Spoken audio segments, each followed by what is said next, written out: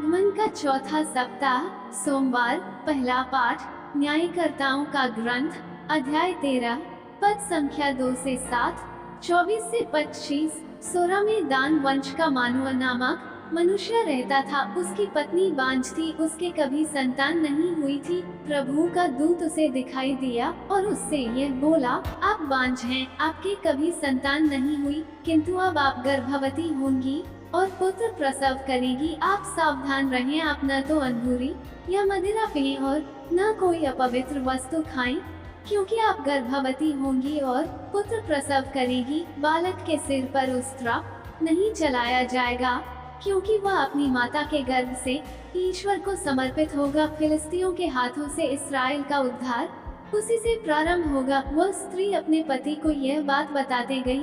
उसने कहा, ईश्वर की ओर से एक पुरुष मेरे पास आया, उसका रूप स्वर्गदूत की तरह अत्यंत प्रभावशाली था। मुझे उससे यह पूछने का साहस नहीं हुआ कि आप कहां से आ रहे हैं, और उसने मुझे अपना नाम नहीं बताया। उसने मुझसे यह कहा, आप गर्भवती होंगी और पुत्र प्रसव करेगी। आप अब से न तो अंगूरी या मदिरा पिएं और न कोई अपवित्र वस्तु खाएं। बालक अपनी माता के गर्भ से अपनी मृत्यु के दिन तक ईश्वर को समर्पित होगा। उस स्त्री ने पुत्र प्रसव किया और उसका नाम समसोन रखा। बालक बढ़ता गया और उसे प्रभु का आशीर्वाद मिलता रहा और प्रभु का आत्मा उसे प्रेरित करने लगा। सुसमाचार संत लूकस अध्याय 1 पद संख्या 5 से 25।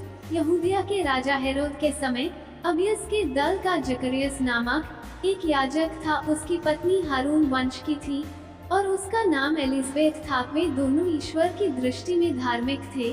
वे प्रभु की सब आज्ञाओं और नियमों का निर्दोष अनुसरण करते थे। उनके कोई संतान नहीं थी, क्योंकि एलिजबेथ बांझ थी और दोनों बूढ़े हो चले थे। जकरियस नियुक्ति के क्रम से अपने दल के साथ याजक का कार्य कर रहा था। किसी दिन याजकों की प्रथा के अनुसार उसके नाम चिट्ठी निकली कि वो प्रभु के मंदिर में प्रवेश कर धूप जलाए। धूप जलाने के समय सारी जनता बाहर प्रार्थना कर रही थी। उस समय प्रभु का दूत उसे धूप की वेदी की दाईं ओर दिखाई दिया। जकरियस स्वर्गदूत को देखकर घबरा गया और भयभीत हो उठा, परंतु स्वर्गदूत ने उससे कहा, जकरियस डरिए नहीं, आपकी प्रार्थना सुनी गई है। आपकी पत्नी एलिजबेथ के एक पुत्र उत्पन्न होगा, आप उसका नाम योहन रखेंगे। आप आनंदित और उल्लसित हो उठेंगे और उसके जन्म पर बहुत से लोग आनंद मनाएंगे। वो प्रभु की दृष्टि में महान होगा, अंगूरी और मदिरा नहीं पिएगा।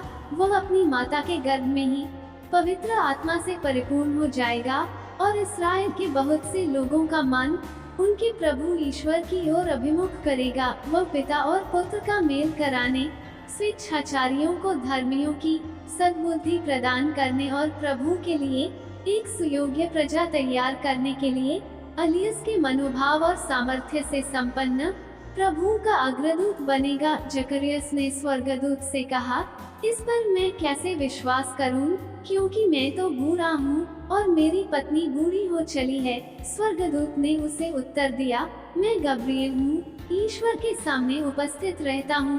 मैं आपसे बातें करने और आपको यह शुभ समाचार सुनाने भेजा गया हूँ। देखिए, जिस दिन तक ये बातें पूरी नहीं होंगी, उस दिन तक आप मौन रहेंगे और बोल नहीं सकेंगे, क्योंकि आपने मेरी बातों पर, जो अपने समय पर पूरी होंगी, विश्वास नहीं किया। जनता जकरियस की बात जो रही थी और आश्चर्य कर रही थी कि वो मंदिर में इतनी देर क्यों लगा रहा है। बाहर निकलने पर जब वो उनसे बोल नहीं सका, तो वे समझ गए कि उसे मंदिर में कोई दिव्य दर्शन हुआ है। वो उनसे इशारा करता जाता था और गूंगा ही रह गया। अपनी सेवा के दिन पूरे हो जाने पर वो अपने घर चला गया। कुछ समय बाद उसकी पत्नी एलिजबेथ गर्भवती हो गई। उसने 5 महीने तक अपने को यह कहते हुए छिपाए रखा, यह प्रभु का वरदान है। उसने समाज में मेरा कलंक दूर करने की कृपा की है। मनन चिंतन। आज की दुनिया में कोई भी ऐसा व्यक्ति नहीं है जिसे कोई न कोई चिंता या दुख न हो, भले ही वह परेशानी दूसरों को दिखाई न दे। जकरियस और एलिजाबेथ हमारे लिए धीरज का सबसे बड़ा उदाहरण है। वो निसंतान दंपतियों के लिए प्रेरणा है। जीवन में भले ही कितना भी कष्ट हो, लेकिन हमें प्रभु में भरोसा रखना है। हो सकता है कुछ समय के लिए हमें ईश्वर की योजना समझ में नहीं आए, लेकिन वह जो भी करता है सोच समझकर करता है। आज हम दो अलग अलग लोगों के पास एक स्वर्गदूत के संदेश लेकर आने की घटना को देखते हैं। स्वर्गदूत ने एक अद्भुत बालक के जन्म का संदेश सुनाया। जकरियस जरूर एक सम्माननीय व्यक्ति रहा होगा। उसकी पत्नी एलिजाबेथ ने भी पवित्र जीवन जिया होगा। उनके पास सब कुछ था, इज्जत, दौलत, शोहरत, लेकिन कोई संतान नहीं थी। यही चिंता उन्हें दिन रात सताती थी। संतान न होना परिवार के समाप्त हो जाने के समान था। आज भी अनेकों ऐसे दंपति हैं जो संतान के लिए तरसते हैं। जकरियस और एलिजाबेथ ने प्रभु पर अपना भरोसा बनाए रखा और अंततः प्रभु ने उनकी प्रार्थना सुन ली। आज के सुसमाचार में संत यूहन्ना बपतिस्ता के चमत्कारी गर्भाधान का वर्णन है। जब स्वर्गदूत गैब्रियल ने जकरियस के सामने घोषणा की कि उनकी पत्नी एलिजाबेथ गर्भ धारण करेगी और एक बेटे को जन्म देगी, तो उन्हें विश्वास नहीं हो रहा था। ऐसा लग रहा था कि यह असंभव है। स्वर्गदूत ने उसे बताया कि चूंकि उसे विश्वास नहीं हो रहा था, वह चुप रहेगा और उसे तब तक बोलने की क्षमता नहीं होगी जब तक कि बच्चा पैदा नहीं हो जाता। जकरियस से 9 महीने के मौन की अपेक्षा की गई, क्योंकि उनका बेटा यूहन्ना एलिजाबेथ के गर्भ के सन्नाटे में ईश्वर द्वारा गढ़ा जा रहा था। भजनकार इस प्रक्रिया को संदर्भित करता है।